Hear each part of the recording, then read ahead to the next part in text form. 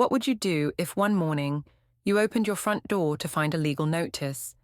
Your husband filing for divorce, listing nights you spent at another man's house as evidence.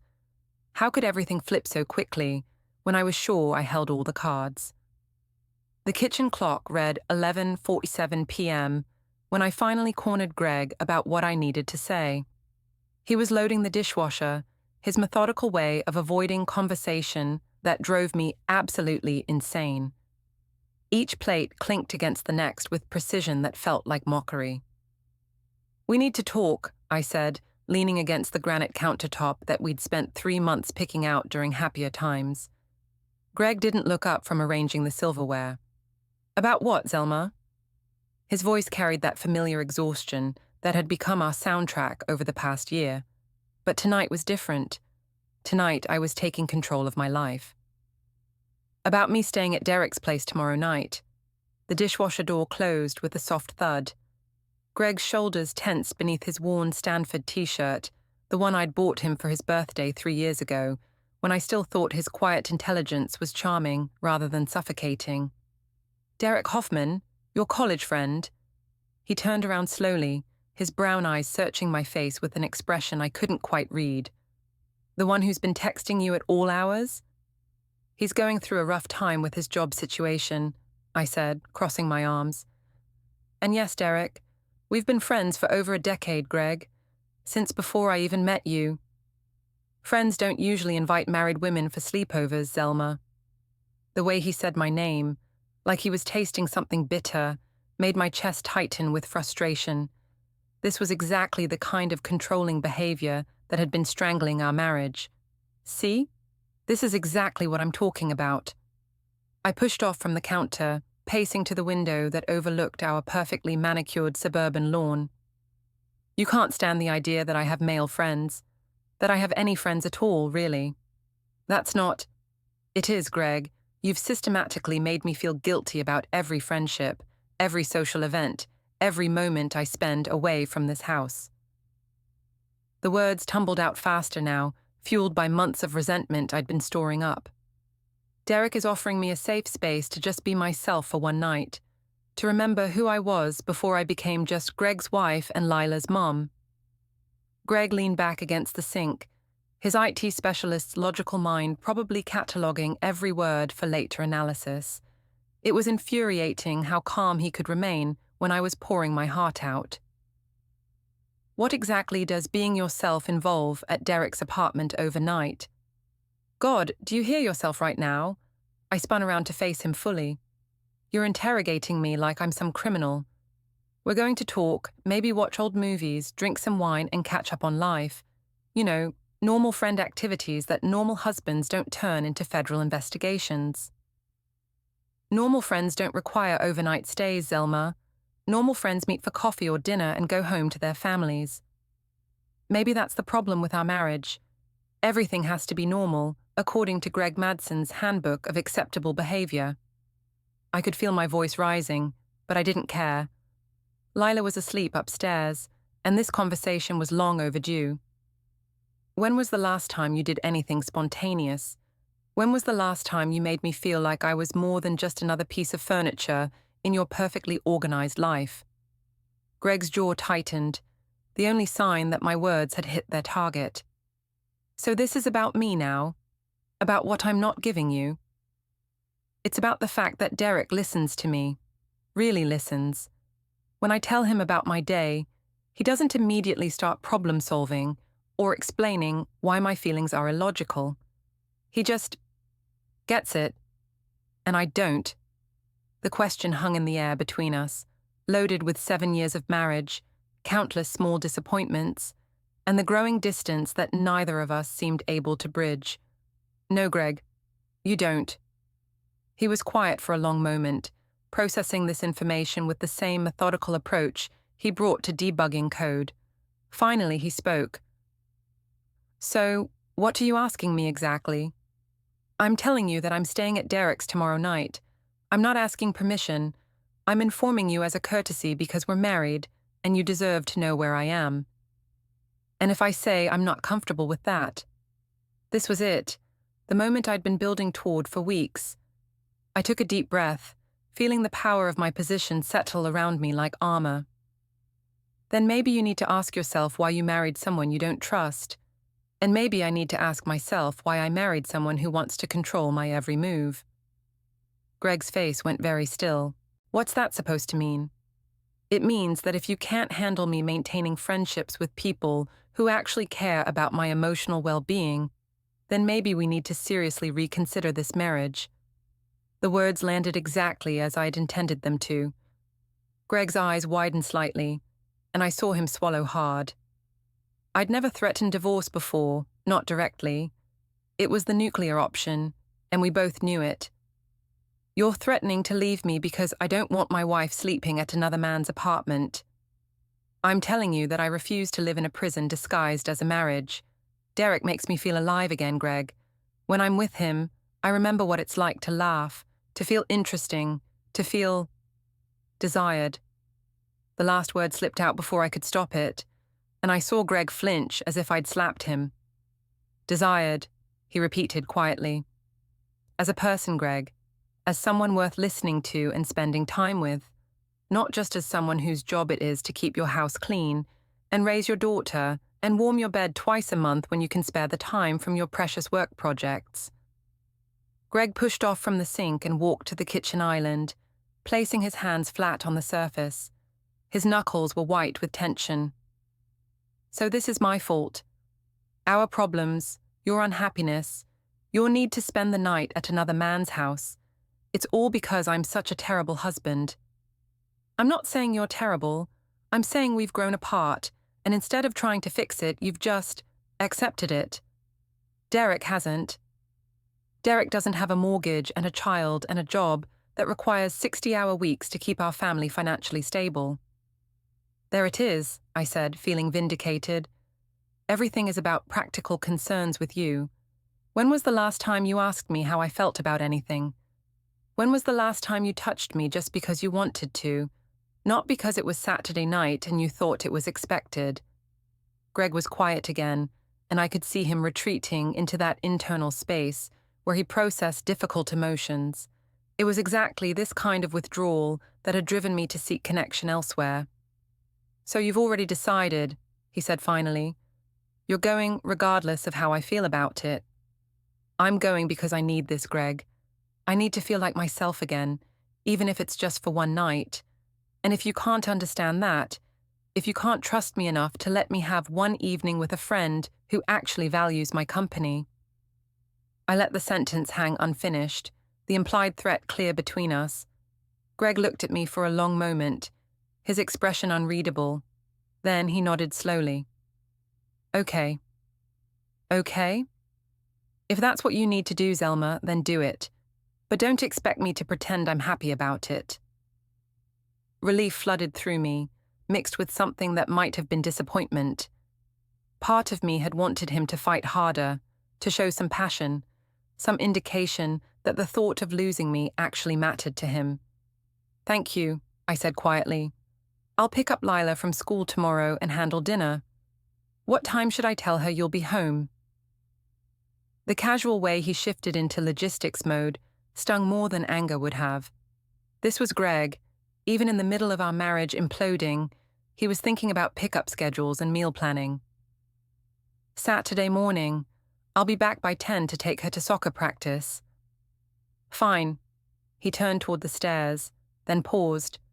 Zelma? Yeah? I hope you find whatever it is you're looking for. Something in his tone made me look at him more closely, but his face was already turning away. I heard his footsteps on the stairs, slow and measured, and then the soft click of our bedroom door closing. I stood alone in the kitchen, surrounded by the detritus of our family life, Lila's artwork magneted to the refrigerator, Greg's coffee mug still sitting by the sink, the grocery list I'd been adding to all week. The house felt different somehow, charged with the electricity of change. I pulled out my phone and scrolled to Derek's name. It's happening, I typed. Tomorrow night. He said yes. The response came back almost immediately. Are you sure about this, Z? Once you cross this line? I stared at the message for a long moment. Derek had been asking me that question in various forms for weeks now. Are you sure? Are you ready? Do you know what you're doing? But sitting in my pristine kitchen, thinking about Greg's resigned acceptance and the way he'd looked at me like I was already gone, I felt more certain than I had about anything in years. I'm sure, I typed back. I need this. Then I'll be here, always. I turned off the kitchen lights and headed upstairs, my heart pounding with anticipation and something that felt dangerously close to freedom. Through the bedroom door, I could hear Greg's steady breathing, already asleep or pretending to be. Tomorrow night, I would remember what it felt like to be wanted. Derek's apartment smelled like sandalwood and possibility. I stood in his doorway Friday evening, overnight bag in hand, feeling like I was stepping across the threshold into a different version of my life. You made it, he said, taking my bag with that easy smile that had first attracted me to him in Professor Morrison's American literature class 15 years ago. Derek had aged well, his dark hair now touched with silver at the temples, his lean frame still athletic from weekend rock climbing adventures that Greg would have dismissed as unnecessarily risky. I can't believe I'm actually here, I admitted, following him into the living room. Derek's place was everything our family home wasn't. Eclectic, artistic, unapologetically personal.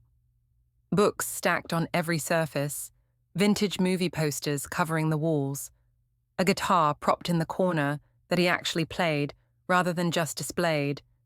It was the apartment of someone who lived for himself, who made choices based on desire rather than obligation. Wine, he offered, already moving toward the kitchen. I got that Pinot Grigio you mentioned loving. The fact that he remembered made my chest warm. When had Greg last remembered anything I'd said about my preferences? That sounds perfect. I settled onto his worn leather couch, running my fingers over the soft material. Everything here felt real, lived in, comfortable in a way that our carefully coordinated home decor never had. So, how did Greg take it? Derek asked, returning with 2 glasses of wine. Better than I expected, honestly. He just accepted it, like everything else. Derek settled beside me, close enough that I could smell his cologne, something woody and masculine that made me hyper-aware of the space between us. Maybe he trusts you. Maybe he just doesn't care enough to fight for me. The words came out more bitter than I'd intended, and Derek reached over to touch my hand. Hey, his loss is my gain, right? The contact sent electricity up my arm. When was the last time someone had touched me with intention, with awareness of me as a woman rather than just a wife and mother? Tell me about the job situation, I said, needing to redirect the conversation to safer ground. You mentioned things were rough.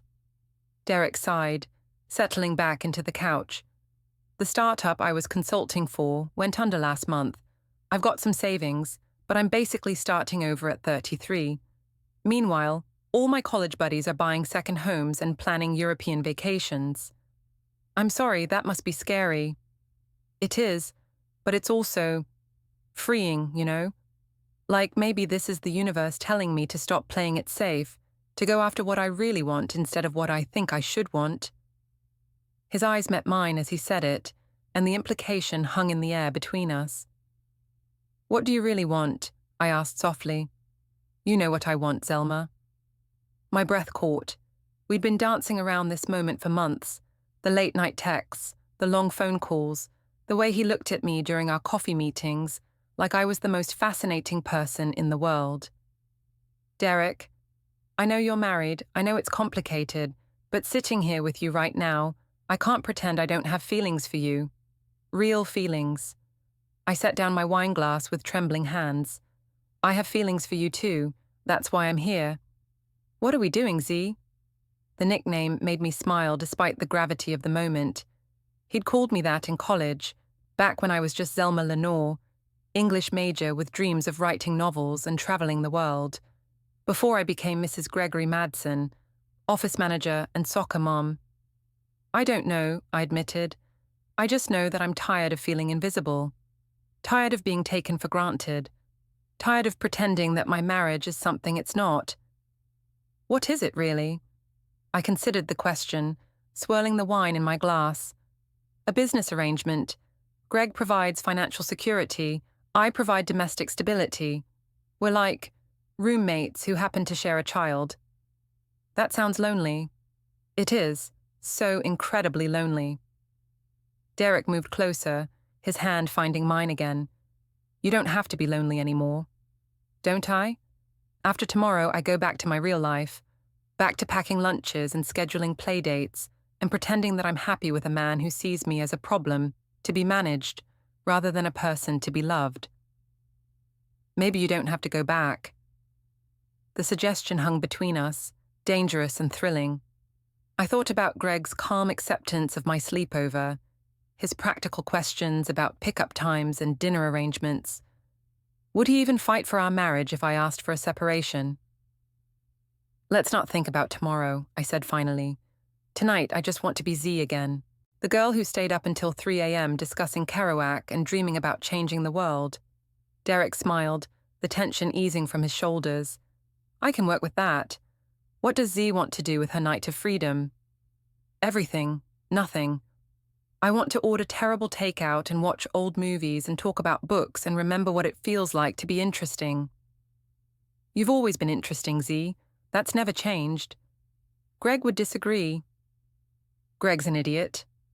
I laughed, surprised by how good it felt to hear someone dismiss my husband so casually. He's not an idiot. He's just practical, logical. He sees problems and solutions, not dreams and possibilities. And what do you see? I looked around Derek's apartment, at the life he'd built for himself based on passion rather than convention, and felt a familiar ache of longing. I see all the things I gave up, all the choices I made because they were safe rather than because they made me happy. It's not too late to make different choices. Before I could respond, Derek's phone buzzed. He glanced at it and frowned. Everything okay? I asked. Yeah, just weird. My neighbor across the street texted that there's been a car parked outside for the past hour. Probably nothing. A chill ran down my spine. What kind of car? Silver sedan. Why? Greg drove a silver Honda Accord, but surely he wouldn't. Would he? No reason. Probably just someone visiting. Derek shrugged and set his phone aside. So, terrible takeout. What's your poison? Thai? Chinese? Pizza? Surprise me, I said, pushing away thoughts of Greg and surveillance and consequences. Tonight was about reclaiming myself, not worrying about my husband's potential paranoia. Derek ordered Thai food while I explored his bookshelves, running my fingers over titles that ranged from classic literature to modern philosophy to travel guides for places I'd always wanted to visit. Remember when you wanted to teach English in Prague? Derek asked, coming up behind me. God, yes. I had it all planned out. I was going to spend a year there after graduation, then come back and write the great American novel about my experiences abroad. What happened? I turned to face him, acutely aware of how close he was standing. Life happened. I met Greg, got pregnant with Lila, and suddenly all my dreams seemed selfish and impractical. Dreams aren't selfish, Z. Aren't they? When you have a child depending on you, when you have responsibilities. You can have both, responsibility and dreams. They don't have to be mutually exclusive. Try telling that to Greg. According to him, wanting anything beyond our current life is just evidence of my inability to appreciate what we've built together. Derek's hand came up to cup my cheek, his thumb tracing across my skin with devastating gentleness. You deserve to be appreciated, Zelma.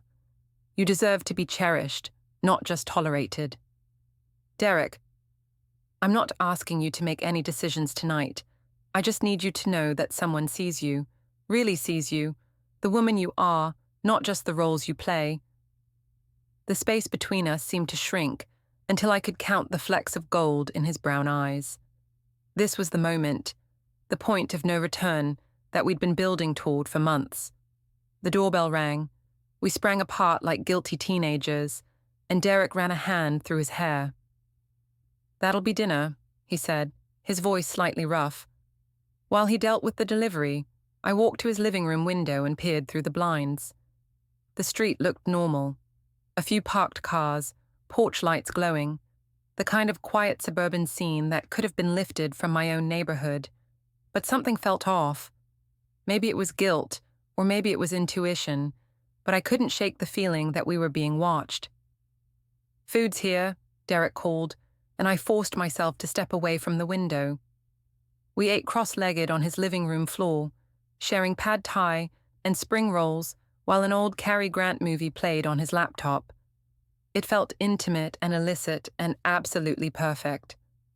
"This is nice," I said, leaning back against the couch with my wine glass. "Yeah?" "Yeah. When was the last time you ate dinner on the floor?" Derek laughed. "Probably college." "When was the last time you did anything just because it sounded fun?"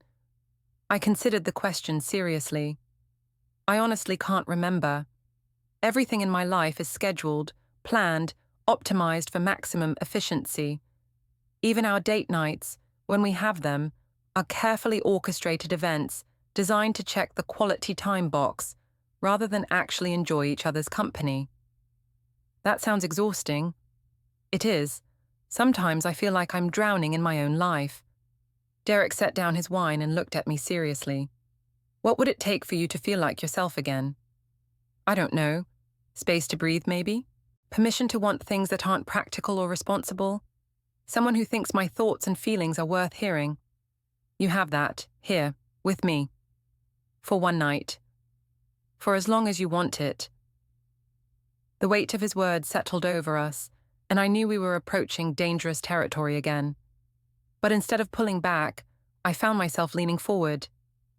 "Derek, I need you to know that whatever happens tonight, whatever we do or don't do, this isn't just about being unhappy in my marriage. This is about you, about us, about the connection we have." "I know," he said softly. "I've known since that first coffee date 3 months ago. The way you lit up when you talked about the book you were reading, the way you really listened when I told you about my travel plans. I hadn't felt that kind of connection with anyone in years. I felt it too. I kept telling myself it was just friendship, that I was reading too much into it because I was lonely. But I've never been able to talk to Greg the way I talked to you. Even in the beginning, even when we were happy, it was never like this." Derek reached over and took my hand, intertwining our fingers. "So what do we do about it?" I looked down at our joined hands, his slightly rough from rock climbing, mine soft from years of office work and hand cream. It felt right in a way that terrified me. "I don't know," I whispered. "I just know I don't want this night to end." "Then let's not think about it ending. Let's just be here, right now, together." I nodded, squeezing his hand. Outside, the world continued spinning. Greg was probably putting Lila to bed, reading her the same 3 stories she requested every night, following the routine we'd established years ago. But here, in Derek's apartment, time felt suspended. We talked until nearly 2 in the morning, sharing stories and dreams and fears with the kind of honesty that I'd forgotten was possible between 2 people. When Derek finally suggested we get some sleep, I felt a flutter of nervous anticipation. "I can take the couch," he offered. "Don't be silly, we're adults." But lying in his bed, just lying there, fully clothed, talking in the dark, felt more intimate than anything I'd experienced in years. Derek told me about his plans to maybe teach English abroad, to finally write the novel he'd been outlining for a decade. I told him about the poetry I used to write, hidden in a journal that I hadn't opened in 5 years.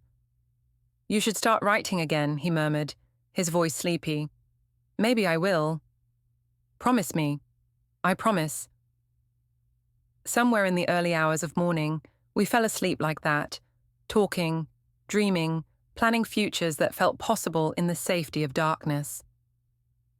When I woke up, Derek's arm was around me, and for the first time in years, I felt like I was exactly where I belonged.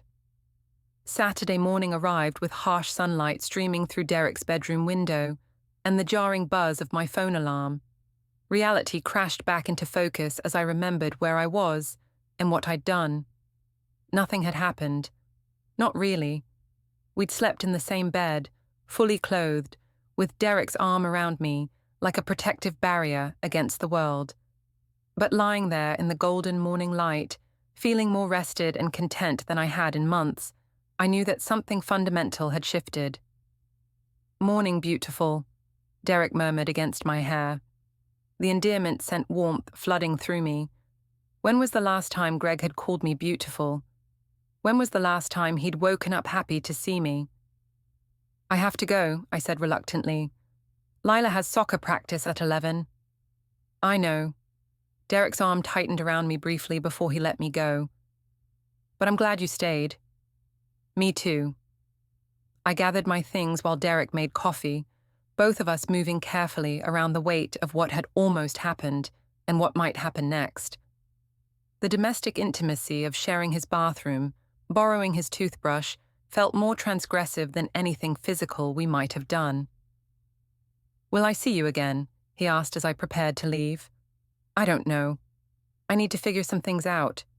Take your time, but Zelma, don't disappear on me, okay? Whatever you decide about your marriage, don't let that decision be about fear." I kissed his cheek, a brief, soft brush of lips that somehow felt like a promise, and left his apartment with my heart pounding and my mind racing. The drive home took 15 minutes, but it felt like traveling between two different worlds. Derek's neighborhood of converted warehouses and trendy coffee shops gave way to my subdivision of identical houses and manicured lawns. By the time I pulled into my driveway, I'd almost convinced myself that the past 18 hours had been a dream. Greg's car was gone. A note on the kitchen counter informed me that he'd taken Lila to breakfast before practice and would meet me at the soccer field. His handwriting was neat, practical, devoid of any emotional subtext. Even his notes were perfectly controlled. I showered and changed, trying to wash away the scent of Derek's apartment and the lingering sense that I was straddling two different lives. But when I looked at myself in the bathroom mirror, I saw something I hadn't seen in years. A woman who looked alive, awake, aware of her own desires. The soccer field was crowded with parents in folding chairs, everyone performing the Saturday morning ritual of suburban family life. I spotted Greg immediately, sitting alone with his laptop balanced on his knees, probably working even here. "Mummy!" Lila launched herself at me as I approached, her soccer cleats clicking on the concrete. "Daddy said you had a sleepover with your friend. Was it fun?" "It was nice, sweetheart. How was breakfast with Daddy?" "Good. We went to IHOP and I got chocolate chip pancakes. Daddy was quiet, though. He kept looking at his phone." I glanced at Greg, who was watching our interaction with an unreadable expression. "Go warm up with your team, baby. We'll be right here cheering you on." As Lila jogged back to her teammates, I settled into the empty chair beside Greg. "How was your night?" he asked, without looking up from his laptop screen. "Fine. Quiet. We just talked and watched movies." His non-response grated against my nerves. This was exactly what I was talking about. His complete inability to engage with anything that mattered. "That's it? That's all you have to say? What would you like me to say, Zelma?" "I don't know. Ask me how I'm feeling. Tell me you missed me. Show some sign that my absence affected you at all." Greg finally looked at me, his brown eyes steady and unreadable. "Did you want it to affect me?" The question caught me off guard. "Of course I did. We're married, Greg. When your wife spends the night at another man's house, some kind of reaction might be appropriate." "What kind of reaction were you hoping for? Jealousy? Anger? A big dramatic scene?" "I was hoping for honesty, for some indication that you actually care what I do or where I go." "I care."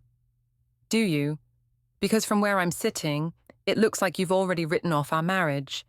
Like you're just going through the motions until one of us gets tired enough to make it official." Greg closed his laptop and turned to face me fully. "Is that what you want, Zelma? To make it official?" The question hung between us like a challenge. Around us, other parents cheered for their children, living out the fantasy of happy family life that we were apparently incapable of sustaining. I want to feel like I matter to you, like I'm more than just a convenience. You matter. Prove it. How? What would constitute proof in your mind? His clinical approach to our emotional crisis made me want to scream. God, Greg, do you hear yourself? You're talking about our marriage like it's a software problem you need to debug. Maybe that's because every time I try to talk to you about feelings, you tell me I'm doing it wrong. Every time I try to solve our problems, you accuse me of being too logical. I can't win with you, Zelma. Nothing I do is ever enough. The frustration in his voice surprised me. Greg rarely showed emotion, rarely let his careful control slip. That's not true, isn't it? When was the last time you thanked me for working 60-hour weeks to support our family? When was the last time you acknowledged that I'm doing my best, even if it's not the kind of best you want?